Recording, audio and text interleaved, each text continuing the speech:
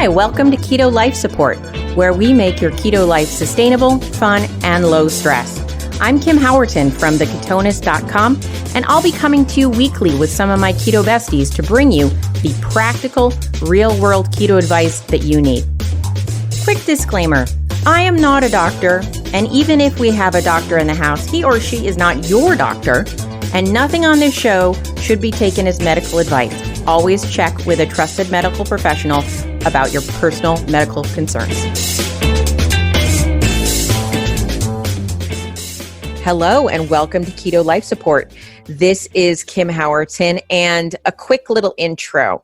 So I recorded an episode for you guys about holiday season strategy, and you're going to listen to that in just a minute.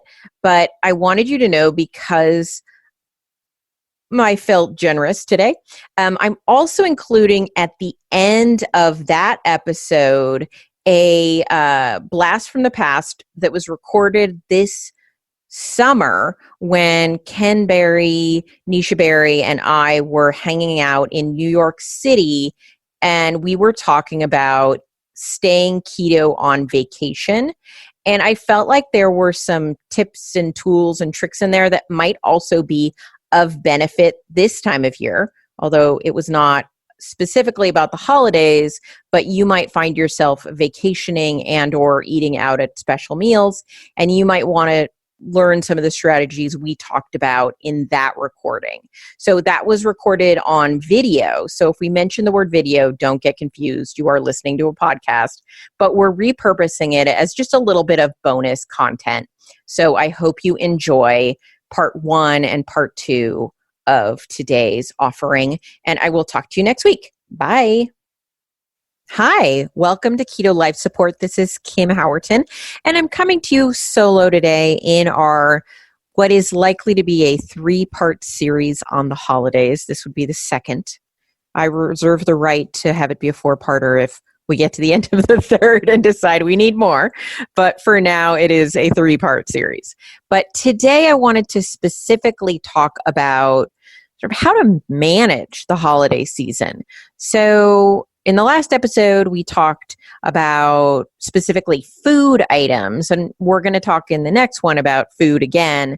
And I might talk about food today because food is involved in this, but I want to focus a little bit more around the sort of emotional aspect of this time of year and the management of this time of year from an emotional and practical level, because they're intertwined, right? So why is this time of year so stressful for some of us? Now, some of you will say, oh, I love the holidays. I have such a good time with my family. And that can totally be true for many of us that still find it stressful.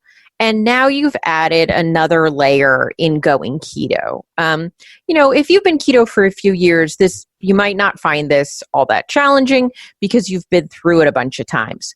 But if this is your first or your second year of keto and you're approaching this time of year, it probably would pay off for you to do a bit of extra planning and maybe a bit of extra self-care. Well, that's because the stakes can be pretty high this time of year. You're seeing people maybe you don't see very often, family members, friends. There's a lot of parties. There's a lot of social time. There tends to be a lot more eating around large groups of people. There tend to be more potlucks. There tend to be more insecure food environments is the best way I can describe it. So times when you aren't 100% in control of what you're going to be eating. And it's not just for the keto people that this time of year can be challenging. Years before I was keto, I remember going to Overeaters Anonymous meetings, and there would be people there who would say things like, I'm considering not going home for Thanksgiving because being around my family and being around all that food and those food choices is really stressful for me. And it feels like if I go and I'm in that environment, I'm going to make choices that damage me, right? It's almost like for some of us who have serious food issues, which are probably some of the people that are listening to this podcast, you have to look at eating in such a way that does not invoke all of your demons, as a type of food sobriety. And so while it's not exclusive to keto, we're talking about it here in the keto context, but you have to prioritize yourself, your sanity, your well-being. Does that mean everything has to go exactly the way you want in every little detail? No. I'm not asking everyone to become a prima donna and unreasonable, but I am saying that applying some self-love and self-care in stressful situations or in preparation for those stressful situations is a sane, logical, and reasonable thing to do. So let's talk about social situations. Say it's a party or a holiday get-together. I guess those are the same thing.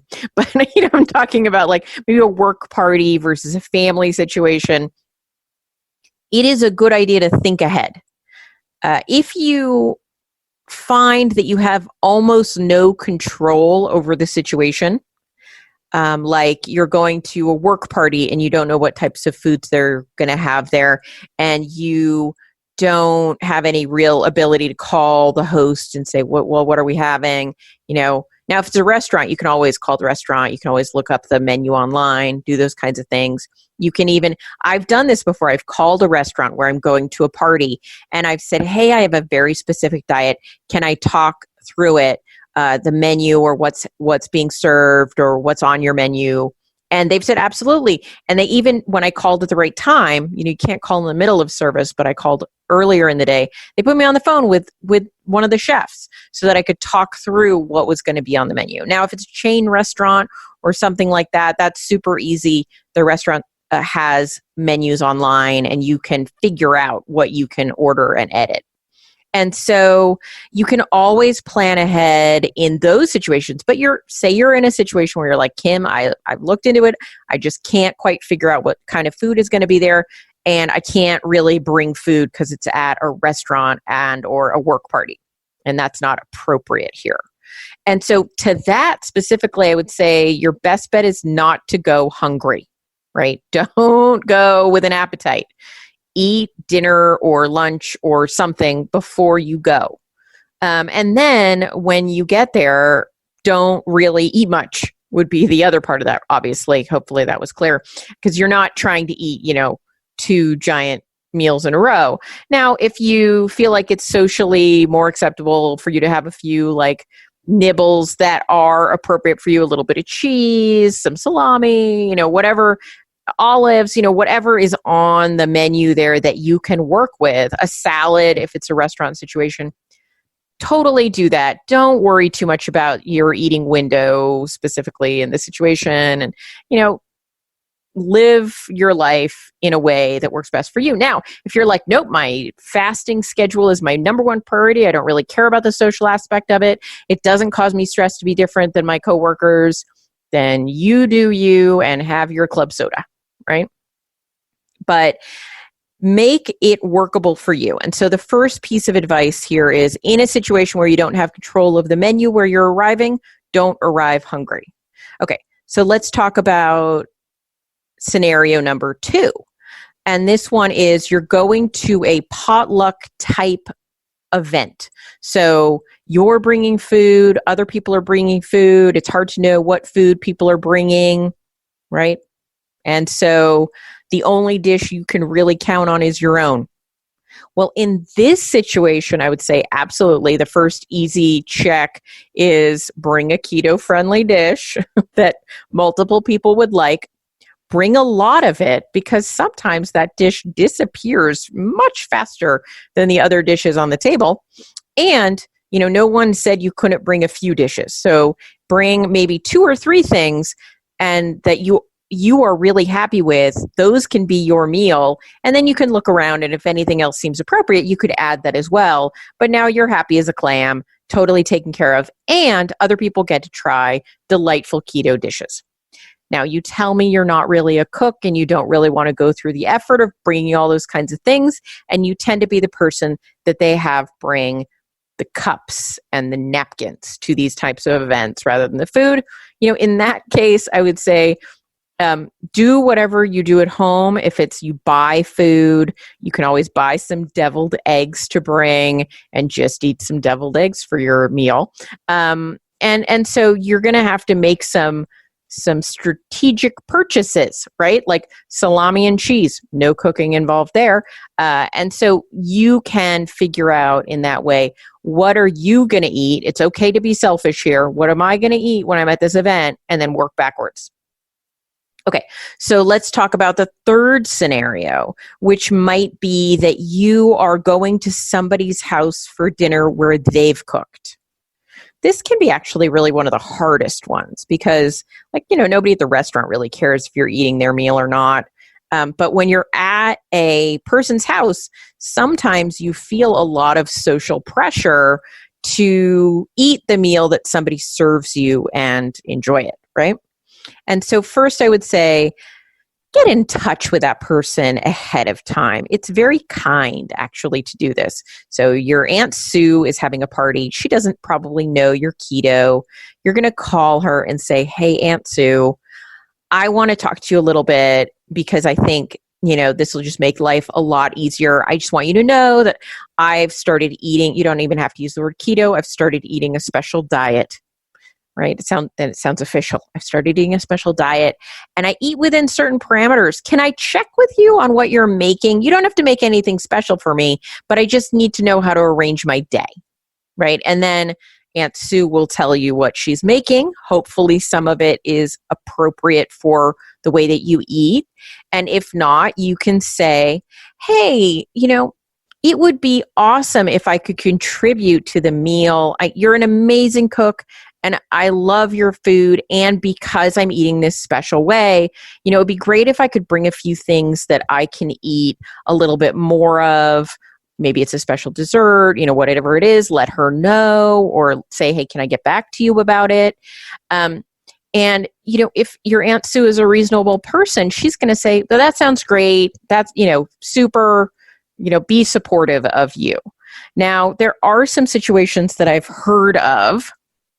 I'm not luckily in these situations, but occasionally I will hear from somebody where they'll tell me something along the lines of, we're going to my mother-in-law's for Christmas, and she doesn't let anyone bring anything because she perfectly crafts the meal with all the details, and she thinks it's rude if somebody else, interjects some food. And in addition to this, your mother-in-law is not telling you what's in some of those things, and or you have a suspicion that she tells you they're perfectly fine when you know very well that the last time you ate there you got sick and it doesn't work for you. And this is a very sort of passive-aggressive, fraught emotional climate. And first, I'd like to say I'm really sorry this is the experience you have around the holidays, or really any days. And then the second thing I would like to say, stepping slightly outside of my keto coach box and back into my life coach box, is if this person is a member of your spouse's family, you need to talk to your spouse or your significant other. I don't care if you're married. But so if it's your mother-in-law or your father-in-law, and you're married to a man who you'd have to go to your husband and you'd say, Joe, I'm in a pickle with this situation with your mom, and you and Joe will brainstorm about what you're going to do, because honestly, that is appropriate, and Joe needs to support your food choices in this place. And if that means that you are going to go to your mother-in-law's with your own dinner on your own plate separately, and you're going to eat that, bring out your own plate and have it. And when people ask, you very comfortably say, and you have to get comfortable with this, I'm on a special diet right now. And so, gosh, this amazing dinner looks so great, but I have to eat these specific foods, and just leave it at that. If that is not if you come to the conclusion that that's not going to be something you can do, you are in a really hard spot. But I want to kind of point something out to you. You're in a hard spot that is not of your making. You're in a hard spot because there is somebody in your life who is calling the shots, who is being exceedingly unreasonable. And in this case, I call back to those days in OA where people would say things like, I don't know if I'm going to go home for Christmas. And that may sound crazy to you, right? Because we live in a society where we want to people please so we don't rock the boat. But the reality is you have to have your own boundaries. Now, if you're like, Kim, I really don't care if I eat the thing and if I go off keto for one night, like, do you? Absolutely. I'm not in any way saying not to have the whatever dish at whoever's house. What I'm saying is you need to decide what boundaries you want to have. And if your boundaries about how to enjoy your day, like if you eat something that doesn't feel appropriate to you, and then you're going to feel shitty about that, well, that's not a workable solution.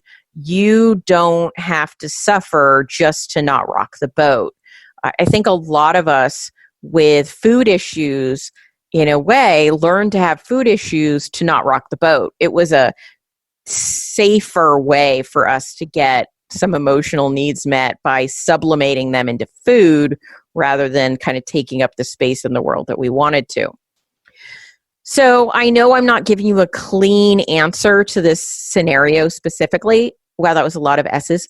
But I want you to go a little deeper on it and to know that if that means that instead of going to dinner at your in-laws that year, maybe you have cider, tea and caroling with them, or you do something not around a meal to celebrate the holiday together.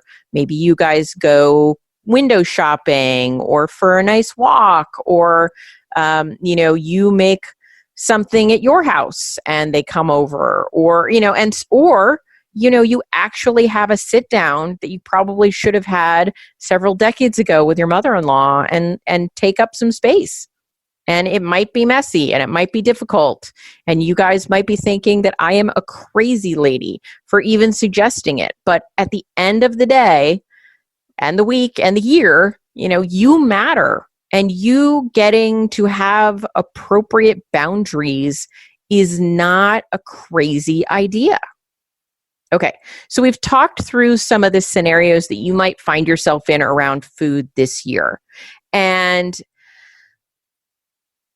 one of the things that I really want to point out is it's totally awesome to celebrate food and to want to make a ton of keto related foods and, to substitute all the sugary, carby holiday choices for fun new keto recipes.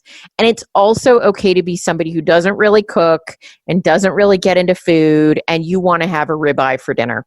That's totally okay too. You don't have to recreate your Aunt Ida's cranberry salad with I don't know what and, erythritol, right? You get to decide what makes you sane. And for some people, they don't like to include sweet foods on their keto diet because these types of desserts or anything sweet triggers their more addictive tendencies.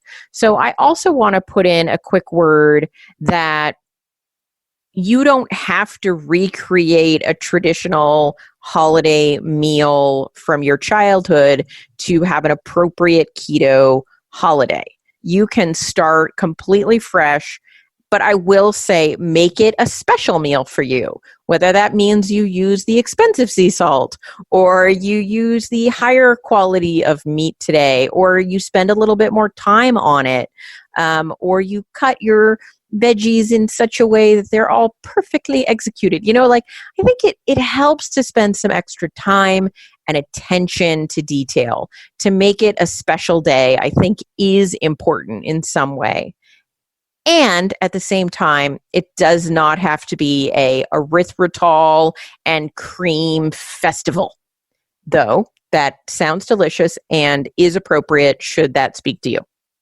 Okay, guys, I just wanted a quick word in this week on gearing up for your holidays and getting yourself in the right mindset, because planning is going to be your best friend in the coming weeks and months. Rolling with it and going by the seat of your pants tends to be a direct line to failure for most of us, especially when we're in a situation where we have less control. So more preparation tends to lead to better outcomes. A lot of people will talk about using willpower to get through difficult situations. And I like to point out that willpower is a crappy plan. It's not a plan at all. It's a finite resource, which means that, say you're tired, you're already stressed because, well, hey, you're around family members that you haven't seen in a long time and you feel judged, or you feel anxious, or you feel nervous about the way they're going to, receive the way that you handle food. Like, all of those things stretch your resources, and that allows you to have less and less and less willpower. And so strategy will always work, and willpower will only accidentally work. So I always emphasize strategy. So strategy sounds like eating it in advance. Strategy sounds like bringing food that you can eat. Strategy sounds like talking to the host beforehand and getting them on your team. Humans, at least good humans, want to help each other. And so asking for help, making yourself vulnerable, will often make the situation very, very doable. Hey, Susan, could I ask for some help? I'm struggling with how Thanksgiving's going to best work when I come to your house, because I'm eating in a very specific way right now, and it's really important to me. So would you help me talk through some ways that we can make this work that's not complicated for you and works for me, and we can make it something that's festive and fun and easy. I was going to say a win-win, and that just felt so wrong in this situation, but it's what got stuck in my head, and then I couldn't think of any other words. Anyway, sometimes that happens. So get help. Use strategy. Plan ahead. All of those things are going to make this season work for you in a way that flying by the seat of your pants, hoping something will work. Maybe you can grab something. I'll just fast. These sorts of approaches don't always work if you don't go into them with the kind of planning that you need. Okay, so you'll join us next week for our session on keto foods. Again, we'll rejoin with Carrie Brown for a discussion of keto desserts and treats. But today was about strategy, mindset, and going into this season with an open eye and maybe a little bit of permission around some self-care and some strategery. Okay, guys, talk to you next week. And, it's much easier, at least in my opinion, to just make it a habit. Yeah. To stay on track and be strict keto when I'm working in my daily ritual, my daily routine. But it's that family reunion, that birthday, that trip to New York City, that, that cruise that you've been saving up for and waiting for. It, for some reason, and that's what we really want to talk about tonight, is why. Why? Why is that so tempting? Why is that? Because we're all doing this for our health. Right. And for our happiness. Right. And for our longevity. And for our comfort. Because you feel better when you eat properly. Yeah. So why do we keep doing this when we go on vacation or whatever? Why do we mess up? Yeah. Is it a mess up? Right. What is it? What's going on? Right. I mean, I think for so much of our lives, we got so much of our enjoyment from food. Yeah. Right? Like, we planned events around food, what we're going to eat, what we're going to have, what we're going to do. I'm going to go to this place because they have great food. Part of going to the movies was about getting popcorn. Part of flying on an airplane, was buying whatever crappy food there had in the airplane, in the airport. Right. So we used food for so much entertainment. Yeah. And then the other reality is when we were garbage eaters, when we ate carbs all the time, you need to eat like every 2 hours. Right. You're hungry every 2 hours. And then when you're on vacation, your vacation feels like it's kind of ruined if you don't constantly eat. Right.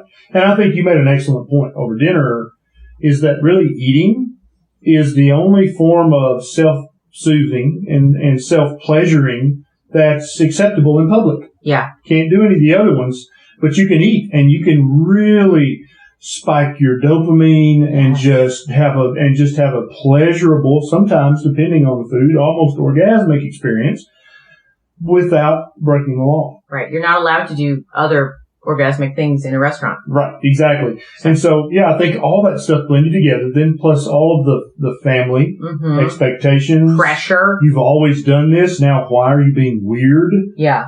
Right? What's wrong with you? You've eaten this since you were in diapers, but now you don't eat this anymore? What's going on with that? I made your favorite pie.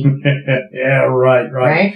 So, especially when, this is really the first time Neisha and I have ever been to New York City and actually been to spend some time here. And I'll just tell you, the food here is amazing. Yeah. The restaurants are out of this world. The coffee ranges from mediocre to sublime, but the food has just been great. Every place we went. I mean, not every place in New York has amazing food, but every place we've been. Yeah, exactly. And so I haven't veered since I've been here. But very often I will. If we, like when we were in London, you guys all know about that. We almost ate ourselves to death and paid for it.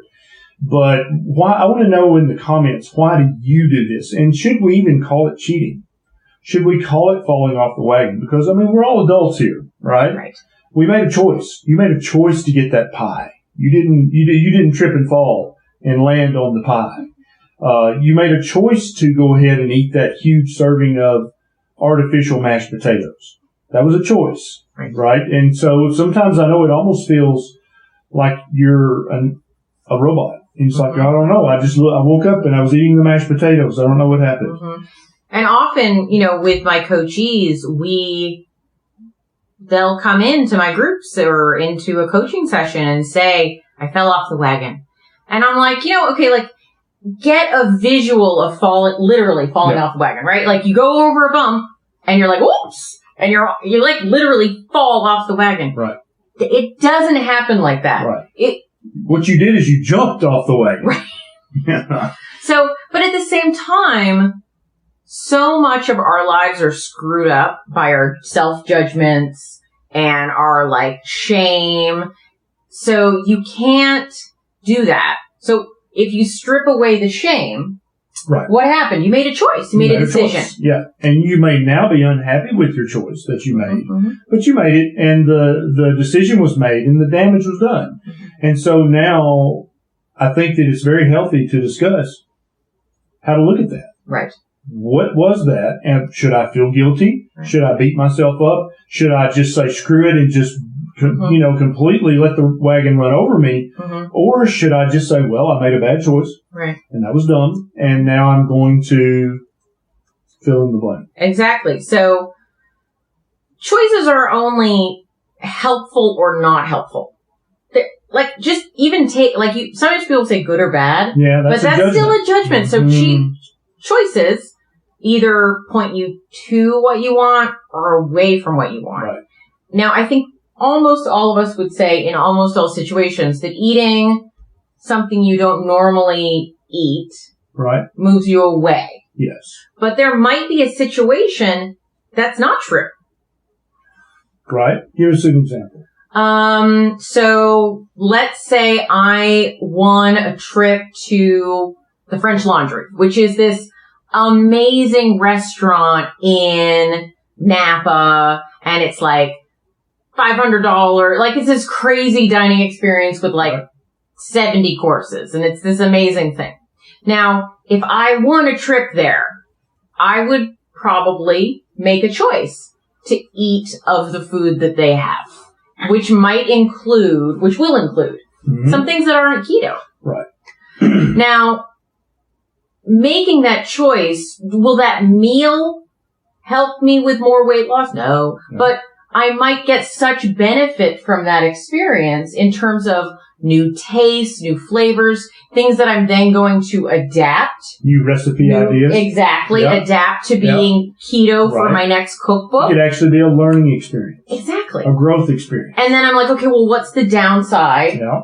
The downside would be, in my opinion, fairly minimal because I'm probably not going back to this restaurant more than ever, you know? And so I could then weigh the pros and the cons and make a choice. Right. And I think what happens is that our shame and our guilt and our self-blaming magnifies what you actually, the importance of what you did, right? Because you've been keto for 3 months, 6 months, 3 years. Right. Did one meal really undo all the benefits of 3 years of keto? No, not even close. Was it dumb? Yes. Did it move you back a notch? Yes. Is it a huge deal in the big picture? No. It's your guilt and your shame that really magnifies how terrible it was. You haven't destroyed all your progress. You haven't messed up everything. Those are terms we use to self-flagellate. Absolutely. Right? Well, and then on the flip side, right? Yeah. I know what McDonald's tastes like and I never need to eat it again. Exactly. Right. Right? I know what that tastes like. I know what that Big Mac tastes like. Yeah. That's not a thing. Yeah. And if you're making that choice repetitively, that may just be a dumb choice. And you may need to grow up and stop that. Right. But a special occasion, some special event, a special trip, you're not undoing all of the great progress you've made. Right.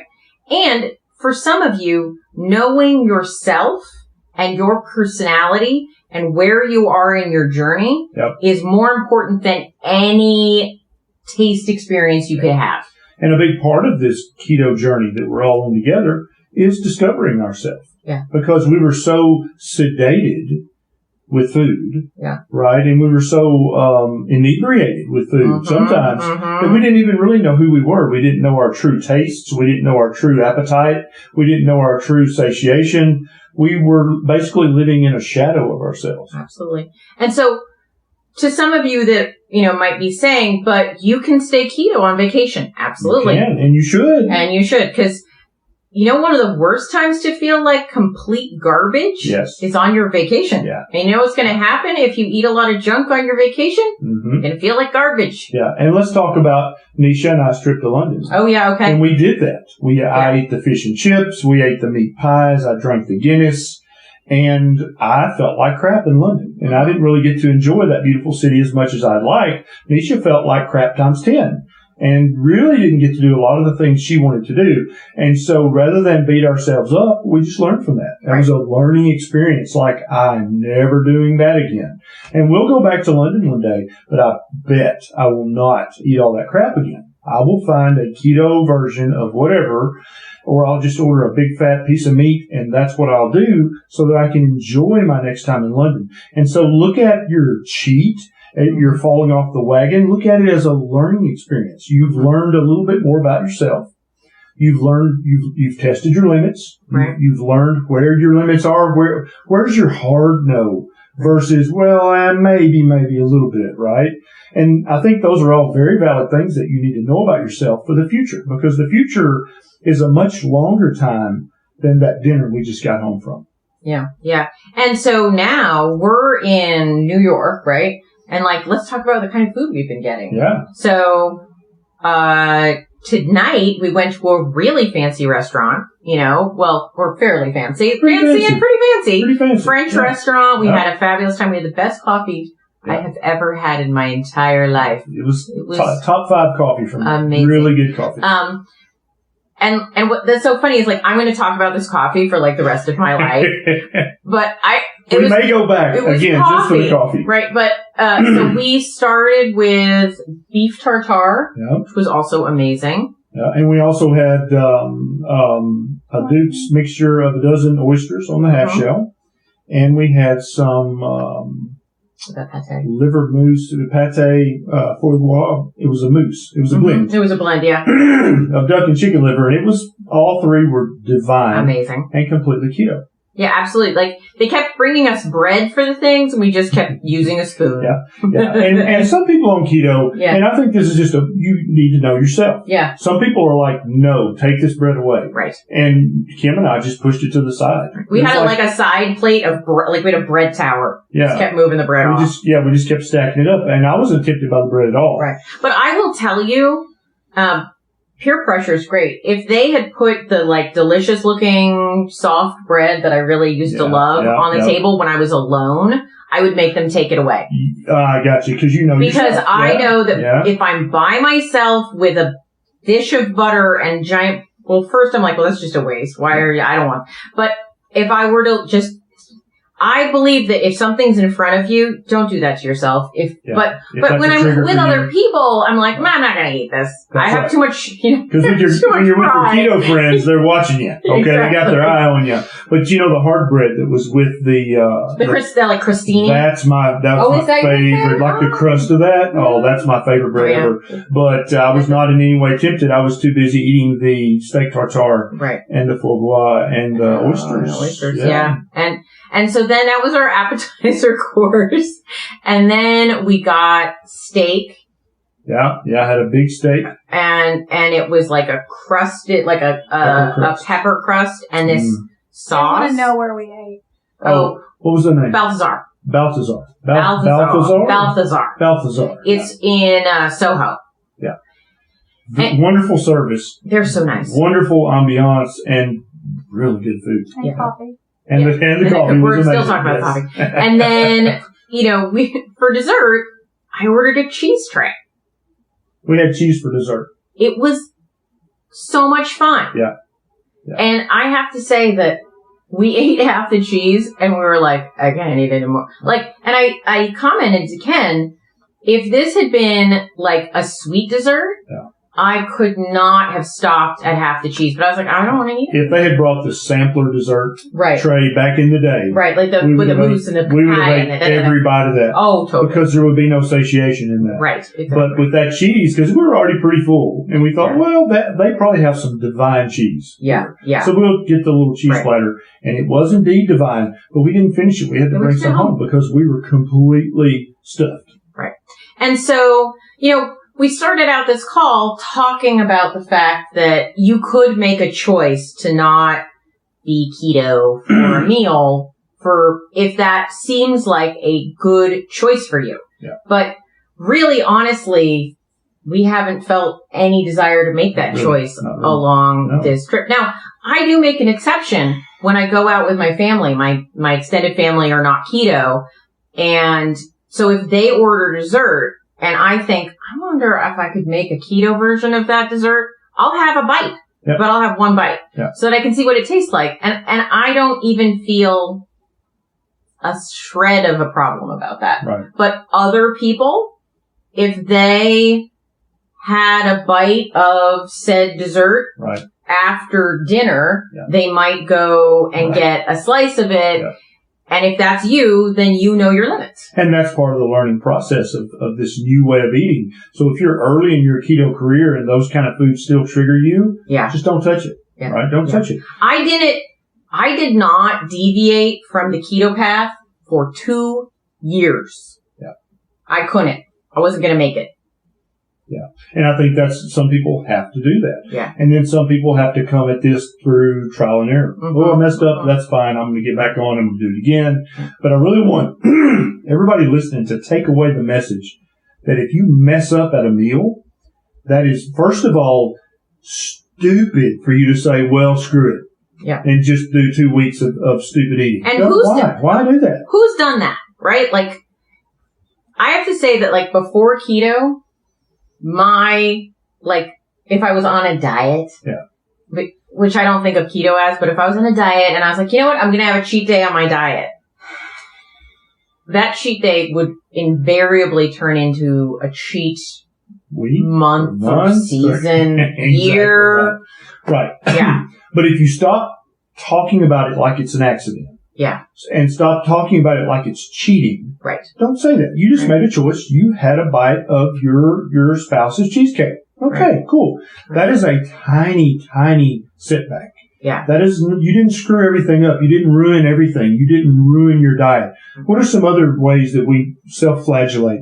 What are some other terms? I'm weak. Yeah, I'm stupid. I suck. I just messed everything up. Like, don't use the always and everything and just forever. No, it was a tiny setback in your otherwise wonderful journey. Right. No, it's nothing. It's a blip. Yeah, it's a blip. As long as you make it one. Now, one thing I will say that I don't like the verbiage around or the language around is people will often, if you say, I did X, I had French fries, I did whatever, right? If you tell that to somebody else, they will very often say, oh, don't worry about it. That's totally normal. That's just life. That's what everyone does. And I would say, while no one should feel ashamed of it, it's also not necessary, right? Like, so I know it's almost the opposite of what I said earlier, but I do like to say, like, you can make whatever choice you want in the world, but do you get what I'm saying? Like people talk about the idea that making choices they don't want to make is like inevitable. Right. Like it's inevitable. You have no choice but to screw up. Exactly. You do have choice. You do get to choose. And every now and then we'll make a wrong choice. We all do that. We're human. But the consequences of that tiny wrong choice, it's not life changing. It's a tiny thing. Now, if you let your shame invade and you let your anger, your emotions, if you get emotional and start beating yourself up, then that can turn into a cheat week or a cheat month. Absolutely. Or you can just say, screw it. I suck. I'm just going to quit this. This is dumb. I can't do this. Right. I can't do keto. Yeah, sure you can. Right. You just had a tiny setback. So you are an adult. If you're not an adult, you should get your parent. Have this discussion with them. But you're watching this, you're an adult. Yeah. Your life is full of choices. Absolutely. You make your own choices. Yeah. We don't make a choice for you. Okay, so what if you made a bad financial decision? What if you bought that stock that the guy that parks the Uber driver said, I heard this stock's hot. Yeah. And you bought that stock and it went down and you lost money. Right. Would you just say, screw it, and just go clean out your bank account and just give the money to homeless people and just give your house away and just go and live on the street? Yeah. No. That's what people do with their diet. Right. Don't do that. Right. No, you wouldn't do that. You'd be like, damn it. That was a dumb choice. Right. I'm not going to do that again. Right. I do not like the consequences of that action. That hurts. Yeah. And so that's how I want you to look at this.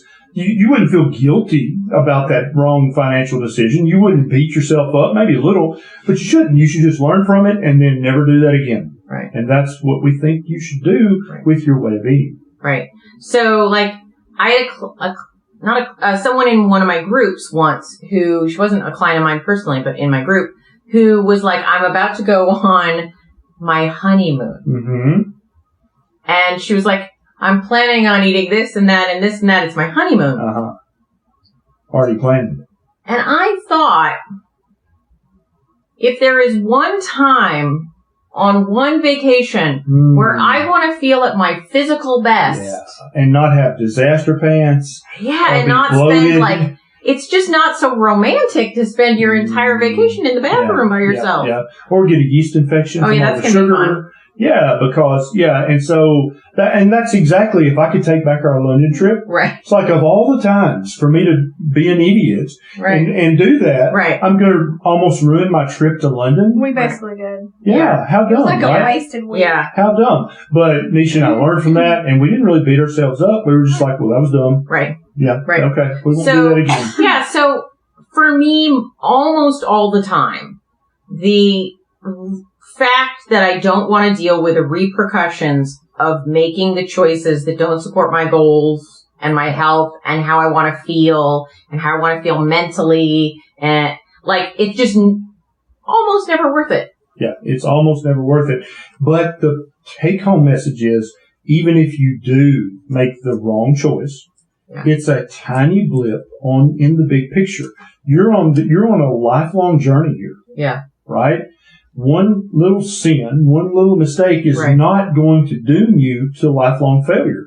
You'll forget about that in a week if you approach it with the right mental attitude and say, well, that was dumb, but I'm not going to do that again. Right. And it's not just about weight loss, weight gain. Like it's an entire picture, right? Like say cream. right? Like, some of you, like, cream doesn't make me sick. It makes me puffier, right? Yeah. It'll make me more cheeky, and it'll make me fatter. But it doesn't make me sick, and it doesn't take away my ketones, and it doesn't, like, so, but I have to make that choice regularly. Do I want to put this cream in my coffee? And often the answer might be, well, it works for my life, and today it's a choice I'm willing to make. Yep, exactly. Same for me. Typically at home, it's butter and salt in my coffee because that does not mess with me metabolically at all. I don't feel like it spikes my insulin in any meaningful way. I can hold my weight right where it is by doing that daily. But when I'm on this is kind of a special event. Yeah. I'm getting to hang out with Kim Howerton. Yeah. And Neisha and I are in New York City, so I'm going to have some heavy cream in my coffee. And I might gain a pound over this week from that. Is that the end of the world? No. Does that mean I've just screwed up my diet and I'm a failure? No, not at all. It just means when I get back home, I'm going to go right back to doing the things that I know work perfectly and act like it never happened. Right. And I think somebody just asked where we are. We are in New York City. Yep. We're here having a little vacation. Neisha is over there. And we are enjoying. You should turn the camera on. Her and Baby Boy Berry are relaxing. They're on the. You guys want to see? I'll flip the camera if you want to see. It's pretty cute how she's laid up over there. Yeah, she's got it going on. So so weight loss isn't the only choice we make. It's about a lot of things, but it's super important to me to know my why. Why am I keto? Right. What are the multiple layers of why I'm keto? Exactly. Because that can really help. Oh, it's huge. Keep me tied to why I stay keto. Because this is the best fat loss diet ever. Yeah. It's the most sustainable fat loss diet ever, but that's not the only reason you're doing this. And for some of you guys, like the lady we met at Grand Central Station today, severe rheumatoid arthritis. She couldn't bend her fingers. She literally, her hand was frozen like this most of the time. She could not do this natural movement. But now that she's fatty meat, heavy keto, almost completely carnivore, she was so proud to show me, look what I can do. Yeah. Now, that's a big deal. And so it depends also on your health issues. If going off course is going to put you in bed for a week, then that's an even dumber decision. So you really should think about that. And so she said, if I mess up, I'm stuck again with inflammation, pain. I can't move my hand. That's a big deal. And so it's about more than just the fat loss, guys. It's about all the hundreds and hundreds of health benefits, some of which you don't even know the name of. Right. I mean, seriously, there are things that the proper human diet, which is what we're doing here, there are things it does for the human body that I don't even think we know about yet. Yeah. Yeah, it's a huge deal. It's a huge health and nutrition and lifestyle deal. And so don't let one little mess up derail you at all. And so, okay, let's wrap up by talking about what happens if you do mess up. Okay.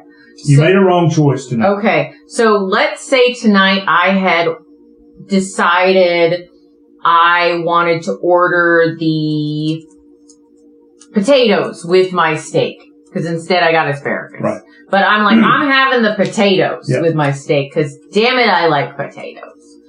And then after dinner, if I had been like, I don't feel very good about these potatoes I ate. Right.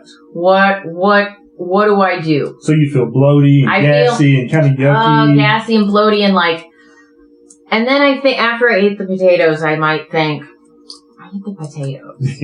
Yep.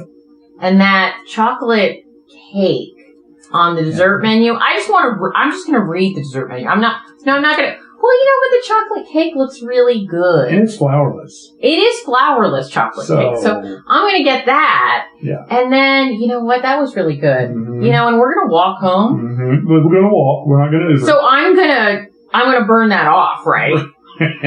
And there's that ice cream store near where we're staying, and I might need some Ben & Jerry's. We'll just stop. Get a small. It's just a little container of it, right? So, and this is what I would do, right? You used to do that in the back. Yeah. That one deviation, because I'm what they call an abstainer, people, for the most part. I kind of need to be on a very narrow path, or I will drift significantly.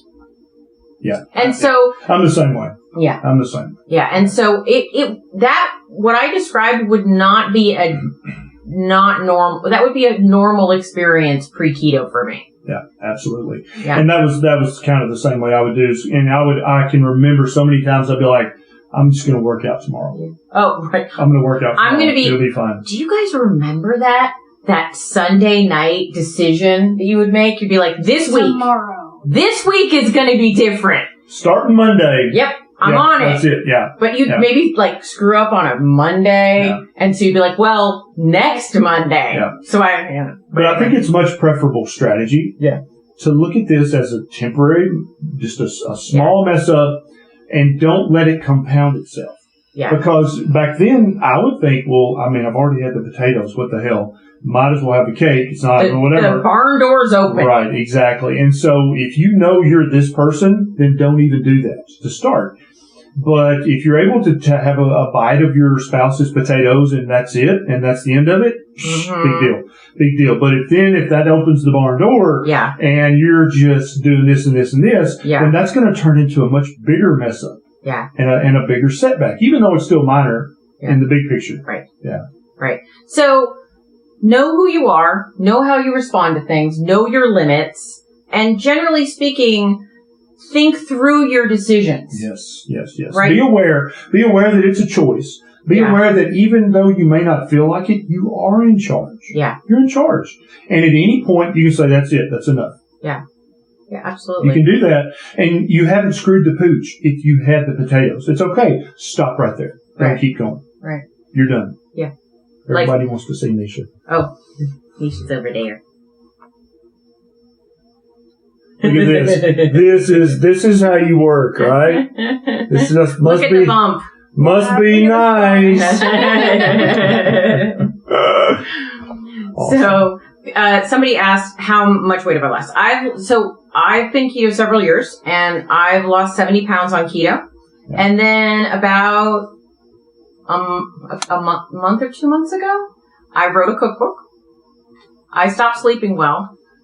I wrote a keto cookbook, I will say. Yeah. I just want people to know about this. Yeah. Tell them about this. Yeah. This is a good story. And when you write a cookbook, you eat pretty much all day.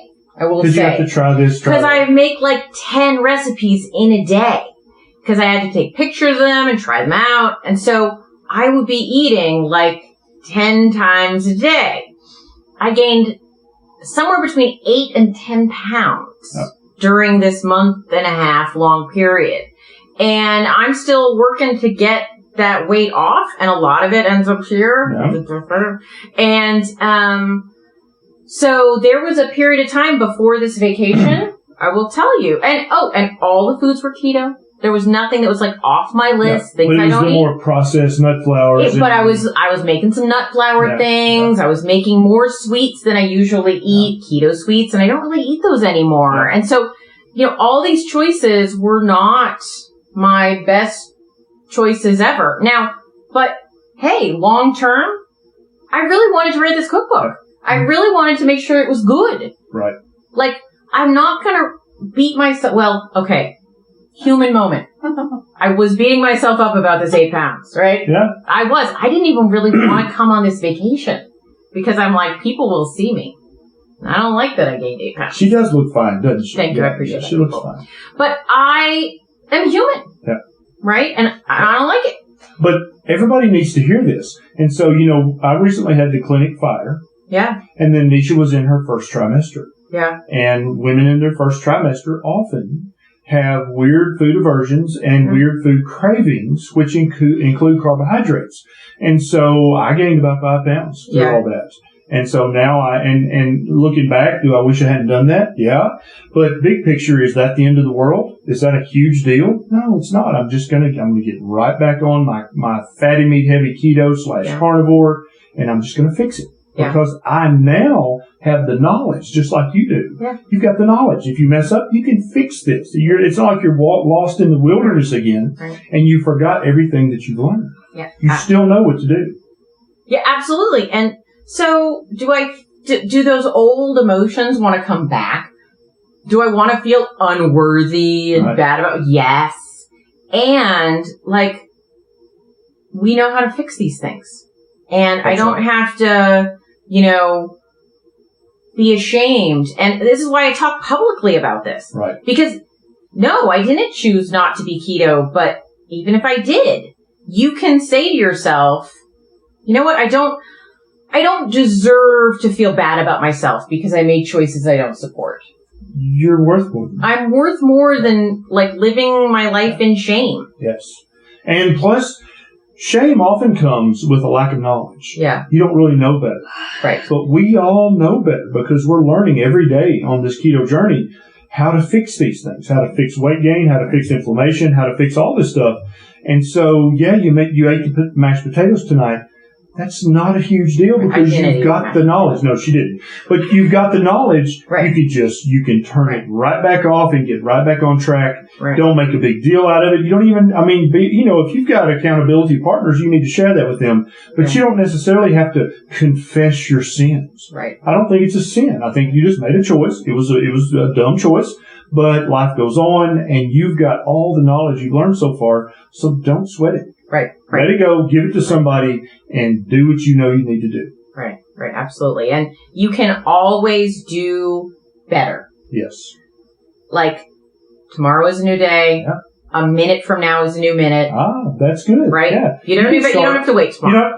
Don't say I'll start tomorrow. Say, okay, I could start in the next hour. I'm just gonna. Yeah. That's it. At the end of this hour, I'm done. Yeah. That's it. Yeah, absolutely. By the way, somebody asked who I am. I'm Kim Howerton. Nice to meet you. This is Kim Howerton. She has a wonderful Facebook page called The Ketonist, all one word.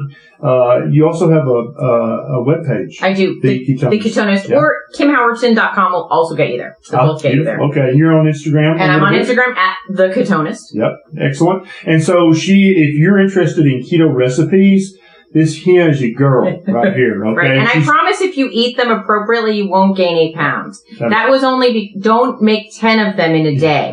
Don't make 10 desserts a day. For 3 weeks in a row. Don't do that. Right. That would be bad. Different. Yeah, that would be bad. Yeah. All right. Have you seen any good questions, Neisha Berry? Yeah, a lot of people are wondering about the heavy cream thing and how can that be a negative for some people because, everybody says, use heavy cream, use keto, blah, blah. It's an excellent question.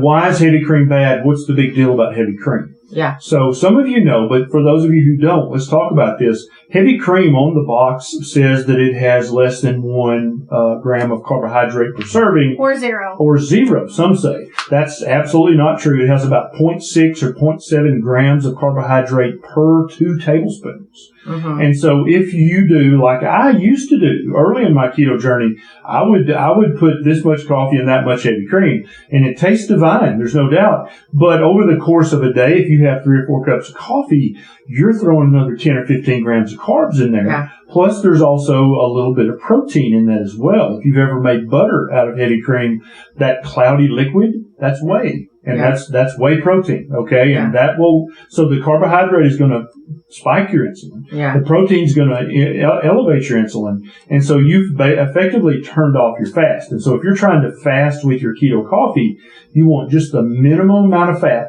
so that you're not hungry, you're not suffering, but at the same time, you're not bumping your insulin up and turning off your fat loss. Right. And so, an early mistake in keto is people will go to Starbucks and get a latte made with heavy whipping cream. Which is delicious. It's not a flavor problem.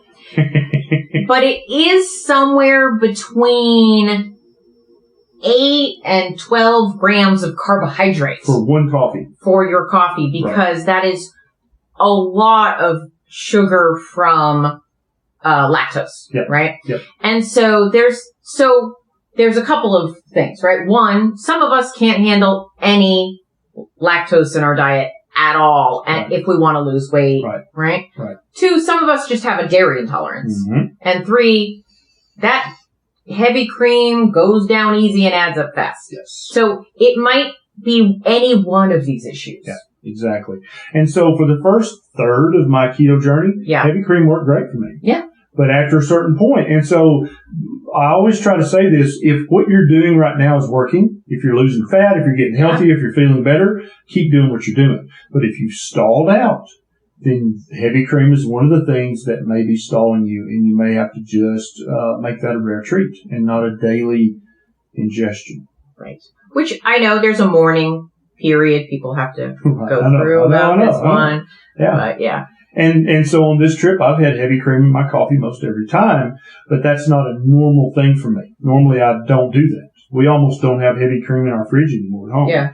Because I don't want it. I just want my butter and my If salt. you love heavy cream as much as I do, you probably shouldn't have it in your fridge if you don't want to drink it. Exactly. Yeah. But that's the thing with heavy cream is it's going to elevate your insulin, which is going to either slow down or completely turn off your fat loss. And so if you're stalled out and you can't lose weight and you lose fat and you're using a lot of heavy cream, that's probably the culprit. And then for some of you guys, you can use artificial sweeteners or keto approved sweeteners and it works great for you. But if you're stalled, you may need to get rid of the sweeteners because there is some research that suggests that even the sweet taste in your mouth will elevate your insulin level. Right. And for me, for most of my journey, I was often using erythritol, right? Like Truvia in my coffee, which has erythritol and stevia, or I'd be using some things that were like baked goods that I had some erythritol in. And for several years, I continued to lose weight doing that. Right. And then sometime around year 2.5, every time I have erythritol, like bloat, obviously I don't gain fat, but I clearly gain a lot of water, which is not good for my psyche. Right. And then weight loss will not be happening while I'm continuing to have erythritol. And so that's now on my list of sweeteners I can't have. Maybe I'm okay still with stevia. Yeah. But, so you just have to be really aware of how the proof is in the pudding, right? Like, how are your results and how do you feel? Yeah. And what are your goals? Right. Do you want to continue to get healthier? Do you want your waist to height ratio to continue to improve? Do you want your BMI to keep getting better? If so, then those are your goals. Right. And you need to work towards those goals. If you have an occasional mess up that takes you a tiny bit away from your goal, that doesn't mean you screwed up and life's over. It just means you need to tighten back up and start moving towards your goal once again. So somebody asked, is heavy whipping cream okay for maintaining? And I would say, are you getting all of the health results that you want? Right, exactly. Some people can absolutely use it. Yes, if you're happy where you're at and you're not trying to lose more fat or you're not trying to resolve some other health issue and you're like, no, I feel great, I'm perfect, I'm happy where I am and I'm able to use heavy cream and maintain that. Hallelujah. Praise the powers that be. Keep using heavy cream. But if you're stalled, either in fat loss or you're just not getting any closer to your health goals, heavy cream may be the culprit. Right. Somebody just asked about half and half. Half and half is very well named. Yes, it's half fast. Half cream, half butter. And, half cream, half milk. Yes. Wow. Yeah. Half cream, half milk. So it's going to have even more carbs and even more protein. Right. Yeah. So I don't know that it actually is ever a coffee emergency, but in a coffee emergency, if you like once in a while had a little half and half, not a big deal. You're not going to die. But on a daily basis, bad idea. If you're going to put any white creamy substance in your coffee, it needs to be heavy cream. Or coconut cream. Or coconut cream, which is also delicious. It's very delicious. Very nice, and not dairy. So if you're a dairy issue, right, exactly. Cream. But the half and half is not helping you in any way. It's not helping you lose fat. It's not helping anything at all. It's actually more inflammatory for most people than heavy whipping cream. And so the dairy continuum, let's just say this real quick. So the absolute worst dairy you can have in the world is skim milk. Yeah. That is it. That is the worst. That's the devil. Mm-hmm. And then 1% is a little better or a little less bad. 2% is less bad. Whole milk's less bad. Half and half is less bad. Heavy cream is not too bad.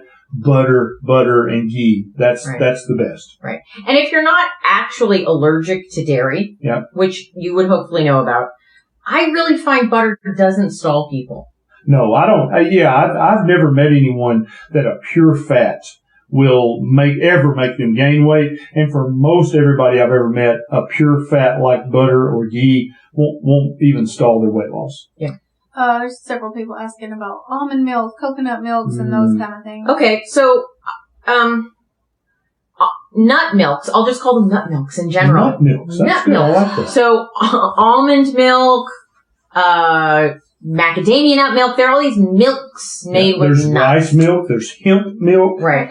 There's coconut milk. Yeah, right. All these things. So rice milk I leave out because it's got too many carbs. Yes, definitely. But nut milks and coconut milks, because I don't think and soy milk. And soy milk. I also leave that out. Also the devil here with skim milk. So, okay, let's say, first of all the fake milks. We'll just call them fake milks. So, pseudo milks. Soy milk, don't use it. No, do not touch it. Rice milk, don't touch it. Oat milk. Don't touch it. Don't touch it, right? Yeah, it's a grain. If you won't eat it, don't drink it. Ooh, good rule. Okay. Yeah, all right. So, what have we got left? The ones made with nuts, and then hemp milk. Yeah. And hemp. The reason I include hemp milk is that if you're allergic to nuts or sensitive to nuts, it's not a nut. Right. Pretty much all of these, in their unsweetened form, are mostly made of water. Yep. They're mostly water. And so they end up having something like 1 to 2 grams of carbohydrates for 8 ounces. Yeah. You don't generally put 8 ounces in your coffee. So they're really not the end of the world. They're not that bad. Not a problem. Yeah, they're not that bad. Yeah. They may not have enough fat in them to satiate you. If you're trying to put something in your coffee that's going to help keep you from being hungry, then the nut milks and the pseudo milks are probably not going to satiate you. But if you're fat adapted and you're like, I'm not really hungry. I just want some coffee. I would say then as long as you're not super oxalate sensitive, because they are oxalate-y. They're plants. Right? They're plants. Mm-hmm. And if your body doesn't like plants, then you wouldn't like them. Your body won't like them. So on the keto scale, rather than the I have food intolerances scale, they're perfectly legal. Yeah, I agree. Yeah. And I think that I would just like for them to be more fatty. That's my only thing. If you want fatty, then you're going to want to go with coconut. Yes. And coconut cream it's pretty fatty. It's really tasty. It's delicious. Yeah. There's a brand recommendation. Yes. Neisha, there's this, do you know about this? There's this brand, it's called Aroy D. AROY-D. Aroy D. And it's pure coconut cream. There's no no gelling gum, there's no agar-agar, there's no guar gum. It's literally just coconut cream. Now, it has a few carbs, not a lot, but it has a few carbs because it's coconut, and coconut has a few carbs. Right. And so that's it. And that is the best, and it's really thick and delicious. So if you want to try a different option. Neisha's going to put a link in the show notes on my page. If you're watching this on my page, The Ketonist, I'll put the link up after. Perfect. Okay. And that way, if you want to check that out and have an alternative to whatever white creamy substance you're currently putting in your coffee, that it's delicious. It is really good. It's really tasty. I will give you a tip. That is, it is a carton of cream that is fairly large. You won't use it that fast, and it goes bad really fast because it's pure. Yeah. You can put it in your ice cube tray and freeze it, and then you have pre-portioned 2 tablespoons of coconut cream that you can pop one in your coffees. You're a culinary genius. I am a genius, I tell you. That is beautiful. Yes, I think I actually took that from a friend, but I'll take that is genius. I love that. Okay. I love All right, there we go. Any other good questions, Neisha Berry? Hang on, I'm adding this link. Someone asked, does it taste like coconut? Yes, it does, because it's coconut. Yeah. And it's kind of a super creamy coconut flavor. It is equally creamy to heavy whipping cream. Mm-hmm. It is that really thick. Nice. It's really nice. Yeah. Yeah. And I used to use, you can buy it in the metal can. Yeah, you can. Yeah. And then just use the white and pour the liquid out. I used to do that as well. And that's pretty tasty. But that's almost always going to have a preservative or 2 in it. Right. Somebody asked, if you do make a choice that is not keto, how long does it take you to get back into ketosis? I don't even think that's a question you need to worry about. I think you need to just look in the mirror and say, I made a wrong choice. I'm not going to do that anymore. And then just go right back to this way of eating. Don't even sweat any of that testing or any of that. I don't think you need to, because what if you check your ketones and you're not back in ketosis? You're going to beat yourself up more, right?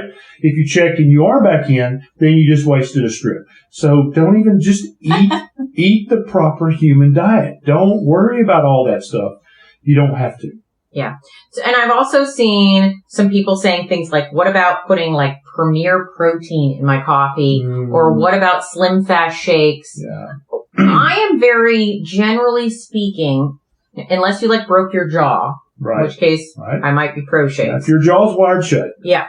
But in general, I really find using shakes, especially commercial shakes, really counterproductive. Absolutely. Is Slim Fast in business to improve your health or to improve their bottom line? Answer that question honestly, and then you'll have your answer to the question of, should I use that for my personal long-term health goals?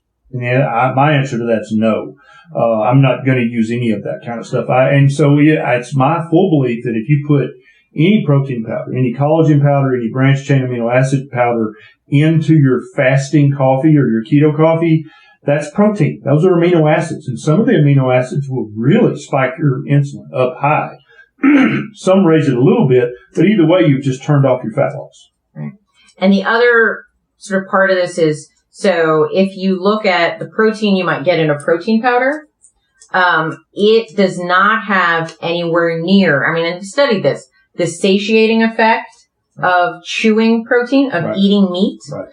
And it also doesn't have the thermic effect. Right. So if you guys have ever heard, so protein has something called a high thermic effect. So it actually, I don't know how you want to explain this.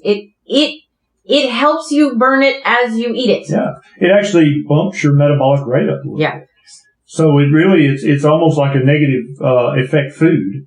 You get all the benefits of protein, but without any of the negative side effects. Right. Yeah. So in terms of like issues that you might have with weight gain, there are less with protein than with some other foods you can eat. That effect, that thermic effect, goes away when you have that protein powder. Right. Because first of all, what's the source of that protein powder? Is that a plant-based protein? Because if it is, you're not going to be able to use very much of that at all. No. You're just going to poop it out. It's not even absorbable by the human body. Now, if your jaw is wired shut, or you've had dental work and you cannot chew your steak, then the only shake that I recommend currently is Keto Chow. Yeah. Keto Chow has what do they have? 30 flavors or something? So many. Yeah. And so if you have a very young child who just is not going to eat their meat, if you have a very old parent or grandparent who you can't get to eat their meat, but maybe they're edentulous. Yeah. That's a great word, isn't it? Edentulous. Edentulous? Yeah. It means you have no teeth. It's one of the first cool words I learned in medical school. Okay. In my third year. But you may not be able to get them to eat their ribeye or chew on a rib. Keto Chow has a great shake that has a good quality fat and a good quality protein. And they're good people. Yeah. Oh, they're great people, and I trust them with my health. I trust them with my health. Yeah. And I don't say that about very many people. Yeah. But I still want you to eat your meat and not drink Keto Chow shakes. Right. Unless you just can't, you don't have another choice. Right. Absolutely. Absolutely. Yeah. Someone has asked about how much butter you put in your coffee. I used to put a lot, but as I've really been trying to lose a little more fat, I currently am using a teaspoon of Kerrygold grass-fed butter and a big pinch of salt. And then if it's the first cup of coffee I have in the morning, I also put a capful of the Keto Chow electrolyte drops in there, and I put 2 drops of Lugol's iodine, which you guys have heard me talk about.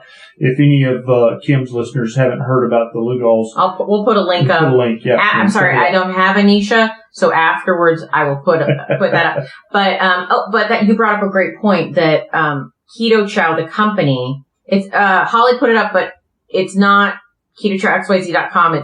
There's no .com. It's XYZ is the dot. It's .xyz. Right. Yeah. But I'll fix it.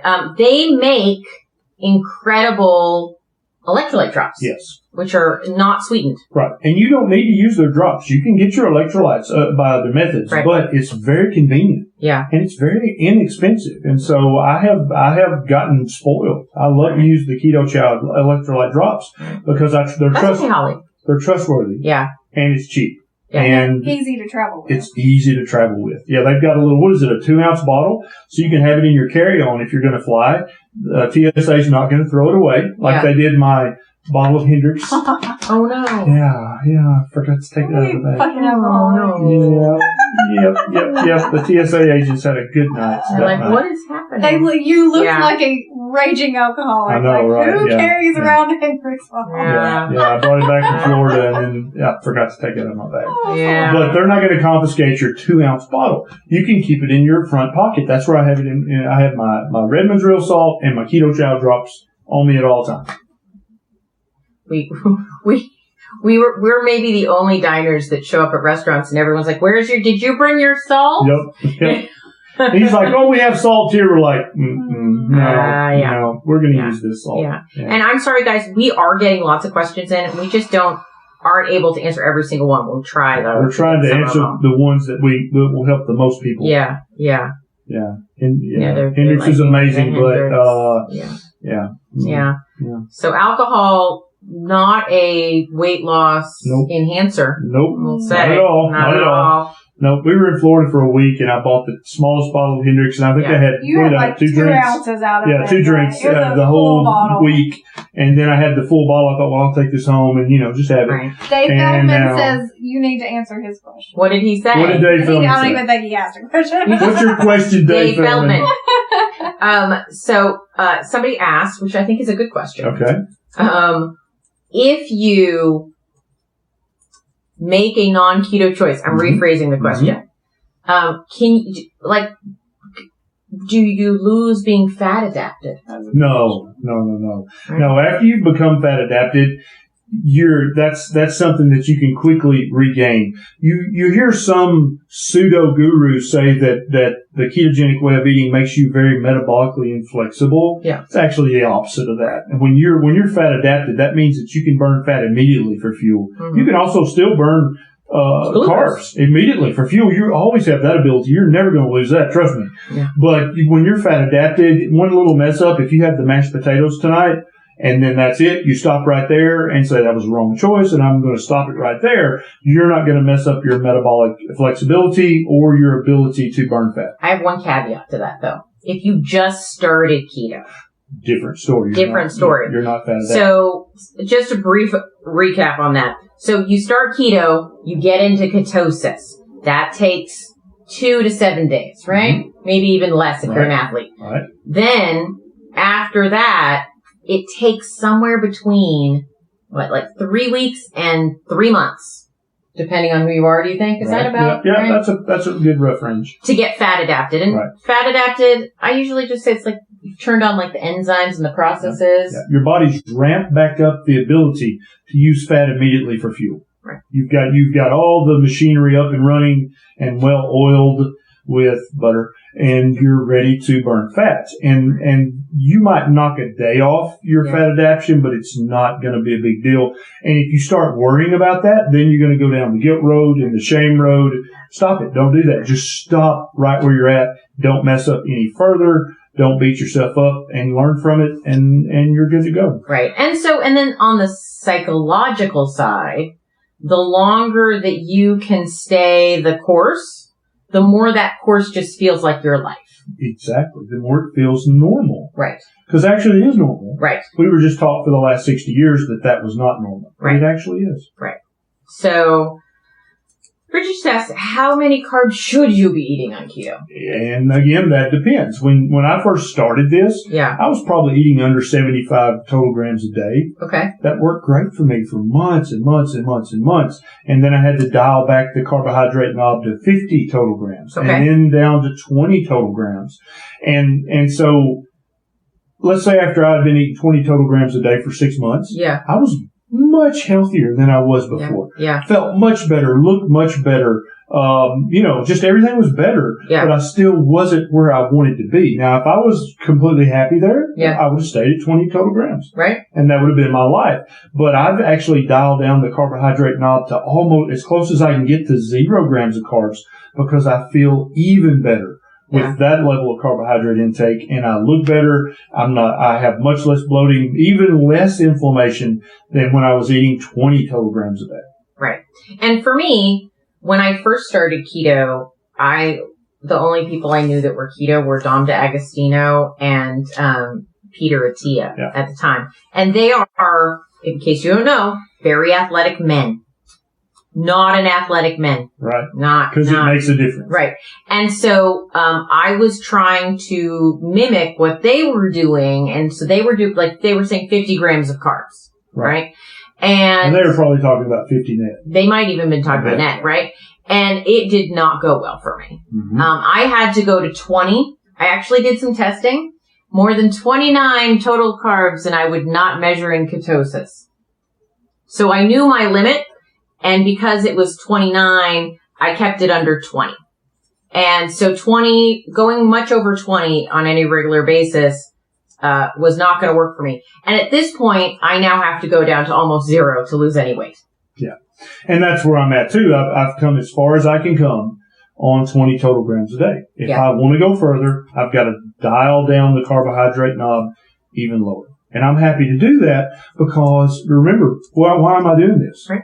I'm not doing this for my mama or for the next door neighbor. I'm doing this to attain my personal health goals. Now, after losing 70 pounds, I'm still a little fluffier than I'd like to be. Mm-hmm. But if I didn't lose another pound for the rest of my life, I would not have a single regret that I'm keto. Absolutely. Because I suffered from lifelong depression. Yeah. And I don't anymore. Right. So there's so many things that are better. And if I was like, you know what, I like my life right now. Yeah. I like it with heavy cream. Yeah. And I like it with my 20 grams of carbs and vegetables. Yep. And I don't care if I lose any more fat. And I don't care that I'm a little fluffy. Then I think that's a victory. Congratulations. Enjoy your heavy cream. That is a valid choice. I totally agree. 100%. Because at this point, your metabolic health markers, when we check your labs, are beautiful. Yeah. I look like a very healthy blood person. Yes. Neisha has a question. You have 5 minutes. We have 5 minutes. 5 minutes. Thank you. Okay. So you make your choices. And right now, my choice is that I'd like to lose some more weight. Mm-hmm. And so I'm dropping my carbs even further. I'm mostly going carnivore. Mm-hmm. And right now what works for me is I'm if there's a reason for me not to be carnivore, like a special occasion and I want some salad. Yep. Okay. I might make that choice. Right. But honestly, just to bring it back to what we were talking about earlier, to me that's an equally valid choice. You could make a joke and say I cheat on carnivore with salad. Right. But it's just a choice. It's a choice. It's just a choice. You made a choice. Yeah. And there's either good or bad consequences or some mixture of both. Right. And that's just how life is, isn't it? Isn't that all life? It is choices and consequences. Tell me where to find you. You can find me at The Ketonist. The link is pinned. The link is pinned. On my page. On his page. Now, I don't think anybody on my page who doesn't know who this is, but this is Dr. Ken Berry, and you can find him at Ken Berry MD. Right? Ken B. Berry MD. Okay. On all social media. Was Ken Berry taken? Yeah. Really? The actor. Oh, yeah. Okay. Ken D. Berry. Yeah. MD.com. Yep. And so we do this fairly regularly. Yeah, we try to do this every Wednesday night. And we usually do it on the Ketonist page. It's true. And so if you haven't already liked Kim's, the Ketonist page, you need to do that. Yeah. Because especially if you want keto recipes, you need to follow the Ketonist. Yeah, absolutely. I appreciate that, Dr. B. Yeah, and I also meant it. Okay, good. It's not just because we're staying in the same house and I would, damage him. That's right. Yeah, exactly. Absolutely. All right, guys. Okay. Is that it? Is that a wrap? I think that might be a wrap. So if we didn't get to answer your question, we do this on the regular. Yep. So please come we'll be on a ship next week. So I don't know. We got internet, so we'll try. We're going to try to do this. And so Neisha and I will be live on my page Monday night, 7 p.m. Central Standard Time. And then we're always live in our private Facebook group, which is for Facebook supporters and patrons, on Tuesday night at 7 p.m. And we missed it this last Tuesday, and we're very sorry about that. We won't do that again. We got sidetracked. We couldn't help it. It was all Nisha's fault. That's okay. We're not going to get into blame. That will never happen again. It will never. He does that, Never happen. Okay. And so, I think that's it. So we'll be on the low carb cruise next week, but we're still going to be here hopefully Wednesday. Right. So if you want to see us, and maybe we can talk Neisha into saying hi, on Wednesday night, we'll be on The Ketonist on Facebook. Yep. And at what time? We do this 6 p.m. Pacific Standard Time. Right. Which is 8 p.m. Central. And 9 p.m. Eastern. Eastern, that's right. Oh, These time zones. And I don't don't know what time zone we'll be in, so we'll have to Google that. I guess. I bet we're going to. Because we're going straight down. We'll be in the Caribbean? For a part of the time, yeah. And, okay. Yeah. So East Coast and Caribbean. we'll do an update from the cruise. Yes, absolutely. All right, guys. Okay, thank you so bye. much for your support. See you next time. Thank you so much for joining us on Keto Life Support. If you'd like more, you can join our friendly Facebook group, Keto Life Support. Can't find it? Go to ketolifesupport.com. If you ever want to suggest a topic for discussion, that would be the place to do it. We'd really, really appreciate it if you would go to your podcast app and subscribe, because that's awesome. And what would be super awesome is if you'd be so kind as to write a review for us. Though we would love it if that review was awesome. Just writing a review is all we ask. So have a fabulous keto week, and we'll see you next time.